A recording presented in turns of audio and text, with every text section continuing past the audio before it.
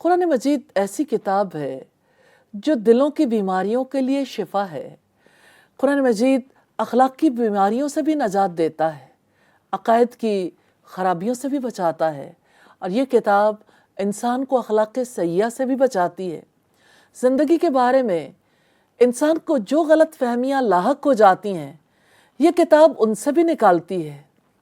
یہ کتاب قرآن انسانی شخصیت کی تعمیر کرتا ہے، اور یوں جب دل درست ہوتا ہے تو اس کی وجہ سے پورا انسان درست ہو جاتا ہے۔ اور یہ کتاب پاکیزگی عطا کرنے کے لیے کتنے کام کرتی ہے۔ یہ کتاب ہے جو انسان کے اندر سے برائیوں کو دور کرتی ہے اور انسان کو سچا بندگی کرنے والا، عبادت کرنے والا، رب سے محبت کرنے والا، اس سے امید رکھنے والا، اس کی اطاعت کرنے والا انسان بنانے کے لیے اس کی ہیلپ کرتی ہے۔ تو یہ کتاب اچھی شخصیت کی تعمیر کرتی ہے، ایسی شخصیت جو قوی ہو، ایسی شخصیت جس کی وجہ سے دنیا کے اوپر اللہ تعالیٰ کا رنگ آئے، کیونکہ جو اس رنگ میں رنگا جاتا ہے اس رنگ کے اثرات دور دور تک مرتب ہوتے ہیں۔ نبی صلی اللہ علیہ وسلم کے اخلاق سے لوگ متاثر ہوتے تھے۔ ہاں، قرآن کا رنگ دراصل عمدہ اخلاق کا رنگ ہی ہے، یقین کا رنگ ہے اور حسن معاملہ کا رنگ ہے۔ سچی بات یہ ہے کہ یہ کتاب شفا بھی ہے، ہدایت بھی ہے، رحمت بھی ہے۔ قرآن مجید ہدایت ہے، اس کی رہنمائی کی وجہ سے انسان صراط مستقیم پر چل پڑتا ہے اور غلطیوں سے، خرابیوں سے بچ جاتا ہے۔ قرآن مجید ہادی ہے، ہدایت دینے والا ہے، اور دنیا میں اس کی ہدایت ایسی ہے جس کی وجہ سے انسان کے لیے جنت کا راستہ آسان ہو جاتا ہے۔ نبی صلی اللہ علیہ وسلم نے فرمایا، قیامت کے روز قرآن مجید سفارش کرے گا اور اس کی سفارش قبول کی جائے گی۔ پڑھنے والوں کے حق میں جھگڑا کرے گا، وہ اپنی بات منوائے گا۔ جس نے قرآن مجید کو اپنا پیشوا بنا لیا، رہبر بنا لیا، وہ اسے جنت کی طرف لے جائے گا۔ جس نے اسے پیٹھ کے پیچھے ڈال دیا، قرآن اسے جہنم میں لے جائے گا۔ یہ صحیح ابن حبان کی روایت ہے، والیوم 1 ہے، پیج 331۔ پھر قرآن مجید کی تلاوت ایسی ہے جو انسان کو دنیا کی زندگی میں بھی کام دیتی ہے، آخرت میں بھی اس کے کام آئے گی، لیکن بیچ کے پیریڈ میں بھی بہت کام آئے گی۔ اور بڑی امپورٹنٹ حدیث ہے، سیدنا ابو ہریرہ رضی اللہ تعالی عنہ سے روایت ہے۔ نبی کریم صلی اللہ علیہ وسلم نے فرمایا، یہ روایت طبرانی کی ہے، آدمی جب قبر میں دفن کیا جاتا ہے تو فرشتہ سر کی طرف سے عذاب دینے کے لیے آتا ہے، تو تلاوت قرآن اسے دور کر دیتی ہے۔ جب فرشتہ سامنے سے آتا ہے تو صدقہ و خیرات اسے دور کر دیتے ہیں۔ جب پاؤں کی طرف سے فرشتہ آتا ہے تو مسجد کی طرف چل کر جانا اسے دور کر دیتا ہے۔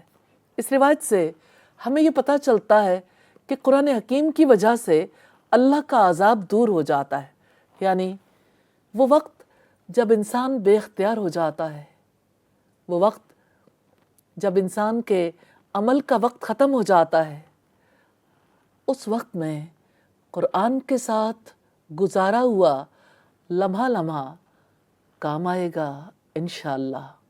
پھر نماز تہجد میں قرآن مجید کی 10 آیات پڑھنے کا جو اجر و ثواب ہے، دنیا و ما فیہا کی ہر نعمت سے بڑھ کر ہے۔ حضرت فضالہ بن عبید اور حضرت تمیم داری سے روایت ہے، نبی کریم صلی اللہ علیہ وسلم نے فرمایا، جس آدمی نے رات کے قیام میں 10 آیات تلاوت کی، اس کے لیے اجر کا ڈھیر ہے، اور یہ ڈھیر دنیا اور ما فیہا سے بہتر ہے۔ پھر جب قیامت کا دن ہوگا تو اللہ عز و جل فرمائیں گے، قرآن مجید پڑھتا جا اور ہر آیت کے بدلے میں ایک درجہ چڑھتا جا، حتیٰ کہ آخری آیت مکمل کر لے۔ اللہ عز و جل بندے سے فرمائیں گے اپنا ہاتھ میری نعمت پکڑنے کے لیے کھول. بندہ ہاتھ کھول کر عرض کرے گا اے میرے رب اپنی عطا اور فضل کے بارے میں تو ہی بہتر جانتا ہے. اللہ تعالیٰ فرمائیں گے اچھا ایک ہاتھ میں ہمیشگی کی نعمت پکڑ لو اور دوسرے ہاتھ میں باقی ساری نعمتیں. یہ طبرانی کی روایت ہے. تو رب العزت نے یہ کتاب بھیجی ہے. قرآن مجید آپ کے پاس آ گیا ہے. آپ یقین کر لیں یہ قرآن شفا ہے. اعتماد کریں اس بات پر کہ زندگی کے لیے رہنمائی ہے. اس کتاب کی وجہ سے امید رکھیں کہ یہ آپ کے لیے شفا ثابت ہوگا، دل کی بیماریوں کو دور کرے گا. یہ کتاب، یہ قرآن اللہ کی رسی ہے. یہ قرآن رب تک پہنچاتی ہے، رب کی جنت تک پہنچانے والی کتاب ہے. یہ قرآن مجید عافیت، یقین اور صحت سے دلوں کو بھر دیتا ہے. یہ قرآن سلامتی کا راستہ بتاتا ہے، گمراہی اور عذاب سے نجات دلاتا ہے. حقیقت یہ ہے کہ یہ کتاب انسانوں کے لیے رحمت ہے. قرآن مجید رحمت بنتا ہے جو اس کتاب کی ہدایت سے نفع اٹھائے. سیدنا عثمان بن عفان سے روایت ہے، نبی صلی اللہ علیہ وسلم نے فرمایا خیرکم من تعلم القرآن وعلمہ. تم میں سب سے بہتر شخص وہ ہے جو قرآن سیکھے اور اسے سکھائے. یہ بخاری کی 5027 نمبر روایت ہے. تو قرآن مجید ہدایت ہے اس کے لیے جو ہدایت حاصل کرنا چاہے. آپ چاہیں گے اس کی ہدایت سے فائدہ اٹھا لیں. یہ قرآن مجید نصیحت ہے اس کے لیے جو اسے نصیحت بنانے کا ارادہ کر لے. آپ نہیں بنائیں گے، انشاءاللہ بنائیں گے. یہ قرآن مجید شفا ہے اس کے لیے جو اپنی فکر کو درست کرنا چاہے. کون ہے جو ٹیڑھی فکر کے ساتھ اپنی زندگی بسر کرنا چاہتا ہو جبکہ وہ صاحب فہم بھی ہو. یہ کتاب، یہ قرآن رحمت ہے اس کے لیے جو اس سے ہدایت حاصل کرے. تو اللہ رب العزت سے دعا کرتے ہیں اس کتاب کو ہماری آنکھوں کا نور بنا دے، ہمارے دلوں کی بہار بنا دے. اس کتاب سے ہمارے اخلاق و کردار کو مزین فرما دے. اللہ تعالیٰ سے دعا ہے ہمیں رات اور دن کے اوقات میں اس کی تلاوت نصیب فرما دے. اور اللہ تعالیٰ سے دعا ہے اس کتاب کو، اس قرآن کو ہمارے حق میں شفیع بنا دے. دعا ہے الہی قرآن کا رنگ عطا فرما دیجئے، گہرا رنگ، اور ہم اس میں ایسے رنگے جائیں کہ آپ کو پسند آ جائیں.